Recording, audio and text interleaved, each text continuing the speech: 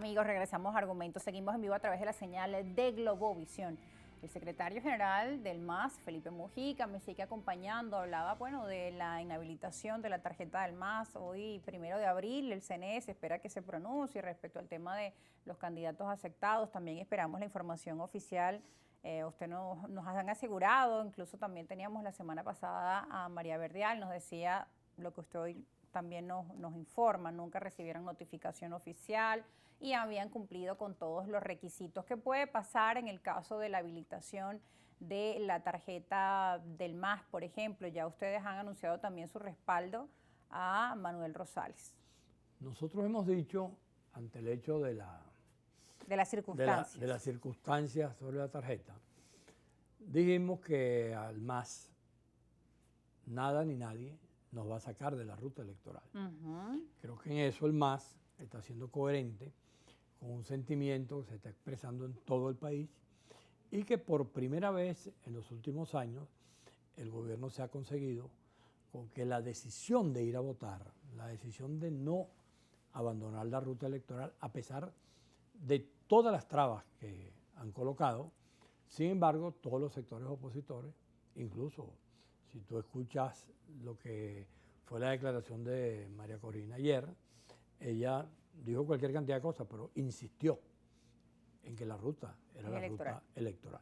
Lo cual es sumamente importante en este momento porque mientras el país se mantenga allí y haya la posibilidad de seguir explorando sobre el tema de los candidatos, la posibilidad de acercamiento, la posibilidad de que algunos respalden a otros, todo eso que en la política es un hecho normal, común y silvestre, y donde tú dices que tienes 12 candidatos y es factible que se vayan acercando, vayan conversando, que se vayan retirando unos y otros, bueno, perfectamente puede ocurrir que incluso en el punto extremo, que por cierto decían que Diosdado Cabello dice que no se puede hacer, está claro que 10 días antes, hasta 10 días antes, tú puedes cambiar de candidato.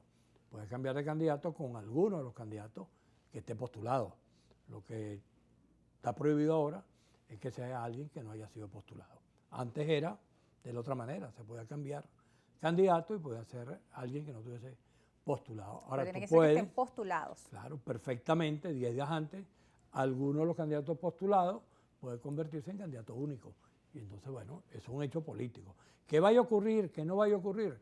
Todo eso forma parte de las contingencias. Lo que tenemos que estar preparados, los que estamos en este oficio de la política, los ciudadanos que están en su tarea, el país que anda pidiendo soluciones, es para dar respuesta a la situación más difícil. Por decirlo, que creo que te lo comentaba la otra vez, como lo decía Pompeyo Márquez, prepararse para lo peor esperando que ocurra lo mejor. Eso implica que hay que tener respuestas como yo he colocado el ejemplo.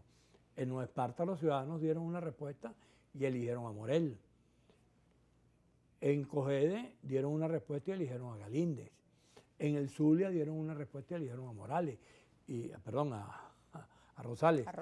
Y después vino el caso de Barinas, donde finalmente eligieron a Garrido. A pesar del desfile de candidatos. A pesar de todo lo que ocurrió. Ahora, esos 4 estados que hicieron eso, evidentemente ahí los ciudadanos corrigieron el error de los políticos, porque los partidos en esos estados postularon 6, 7 candidatos. En el caso del MAS, recuerdo que nosotros dijimos, hay que buscar el mejor, y casualmente los 4 candidatos que ganaron, el único partido que apoyó a los 4 candidatos fue el MAS. Lo que hemos visto es que los partidos políticos, digamos, dejaron quizás ese rol de guiar a su electorado y ahora es el electorado o el ciudadano quien ha tomado el rol protagonista para corregir los errores. Y entonces, ¿qué es lo que pasa? Tú sumas, por ejemplo, en el resto de los estados donde no se ganó la elección y sumas el segundo con el tercero y el segundo se convierte en primero. Lo cual quiere decir que si se hubiese actuado de la misma manera en el resto del país, la situación hubiese sido distinta. Cuando tú sumas los votos que obtuvo toda la oposición y los votos del gobierno, también la oposición tiene mayoría de votos. Entonces, ¿de qué se trata? El rol de corregir lo que hay que corregir, tenemos que asumirlo entre todos. Esta es una etapa en que a lo mejor nos corresponde a los políticos tener que hacer la tarea más ruda, que bueno, cómo encontrarse, cómo buscar la manera de los acuerdos, cómo tratar de hacer lo que la política tiene como propósito principal, que es lograr que las cosas sean posibles. Yo le agrego que también la política tiene que lograr lo que sea imposible también. Ese es el papel ahorita. Es un momento crucial e histórico, claro, y van a quedar así, pues, para la historia contemporánea y de nuestro país, Venezuela, las acciones que tome la oposición en este momento, porque pues todos han asegurado, el gobierno tiene un gran rechazo, pero ¿qué pasa si ustedes no materializan que ese rechazo se convierta en una opción de cambio viable por la falta de llegar a acuerdos mínimos? Te insisto en que no solamente son los partidos o los políticos. Porque Una parte de los políticos, pero llegado el momento, el rol ciudadano de las elecciones, el día que haya que votar, los ciudadanos tendrán que haber identificado claramente con quién es que se va a lograr la victoria. Y entonces, en ese momento, independientemente de que haya 5, 6 o los mismos que hay en este momento, se pueda decir, mira, claramente hay que votar por fulano y eso nos va a permitir que aquí haya una salida. Eso, por supuesto, implica que hay una cantidad de hechos políticos que tienen que ser todavía trabajados. Por ejemplo, el tema de la transición, el gobierno que va a venir, la posibilidad de que no existe el argumento de que no se puede ir a elecciones porque si perdemos entonces nos van a perseguir a nosotros, etcétera, eso que dicen los sectores del gobierno, y no que se diga claramente, vamos a un gobierno distinto. ¿Por qué?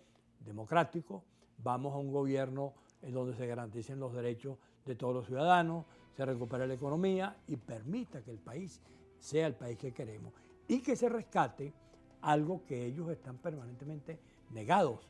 Cada vez que ellos dicen no volverán, están negando la alternabilidad. Y resulta que en estos países donde, por ejemplo, ahorita Petro, sí, Lula se han pronunciado, el chileno, Argentina, etcétera, en todos esos países lo que ha funcionado es la alternabilidad, porque antes de Lula, ¿quién estaba? Bolsonaro. ¿Quién era Bolsonaro dentro del lenguaje tradicional? Alguien que era de la derecha extrema, como la llaman ellos. Y ganó Lula, y tuvieron que reconocer que ganó Lula. En Argentina, ¿qué ocurrió? Bueno, en Argentina, al revés. Al revés. En el caso Han chileno. ido en péndulo, de derecha a claro, izquierda y de izquierda a derecha, pero ha reinado chileno, la alternabilidad. Por eso te digo, pero lo importante es destacar, en Perú, en Bolivia, en Colombia, en esos países ha reinado el criterio democrático de la alternabilidad, que tú puedes perder, puede venir otro, y ese otro gobierno en términos democráticos garantiza los derechos de todo el mundo. Y a partir de allí se genera un país que pueda crecer de esa manera. Y ahora que mencionas a los otros países, además es un momento en el que la población espera que las elecciones también sean reconocidas, exigen a las partes comprometerse con ello, porque ya vivimos escenarios anteriores donde no fue reconocido el gobierno del presidente Maduro por otros países en el mundo, aislando a Venezuela, la agudización de las sanciones, que finalmente es la población quien paga los platos rotos. No solamente que es la población quien paga la migración, los platos los rotos, países vecinos. El problema de las sanciones es que tú revisas la historia de donde esas sanciones se han aplicado y tratas de buscar un escenario en el cual las sanciones hayan servido para lo que se quiere. No lo encuentras. Que esto va a gobierno, entonces resulta que no funciona así.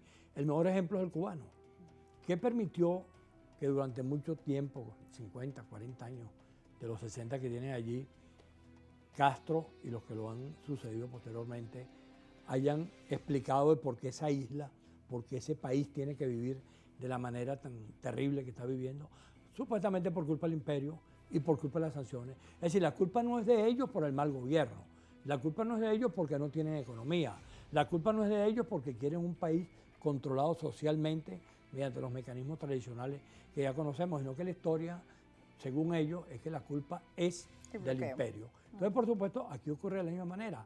¿Qué es lo que dicen ellos? La culpa es del imperio. Antes decían, hace unos meses atrás, si hay sanciones, no hay elecciones, porque no puede haber elecciones con sanciones. Ahora, en el esquema que han venido traduciendo, logrando algo que en el pasado siempre lograron, que era dividir la oposición, lo que no han logrado es que la oposición se abstenga. Si el país no se abstiene, eso será imposible que ellos puedan impedir que haya un proceso de alternabilidad en el gobierno y que además les diga, mira, nosotros no te vamos a perseguir, nosotros no te vamos a meter preso, nosotros no vamos a gobernar el país como ustedes lo han gobernado, nosotros vamos a gobernar democráticamente el país donde todos el mundo quepa y donde, por ejemplo, mira, este esquemita apenas, este detallito. Supone que el 28 de julio perdieron las elecciones. Tú tienes que prepararte para 6 meses que te están colocando ahí de exceso, porque no tenía por qué haber sido así, sino elecciones en diciembre y un mes después se hacía la toma de posesión del presidente electo. Ahora no, ahora son 6 meses que hay que esperar. Ese esquema implica una disposición a negociar. Claro, negociar en el caso no solamente, de cambio de gobierno, claro, pues un momento delicado de transición, en el caso de que la oposición logre materializar ese cambio. Exacto, pero además negociar no solamente significa que la oposición esté dispuesta a negociar.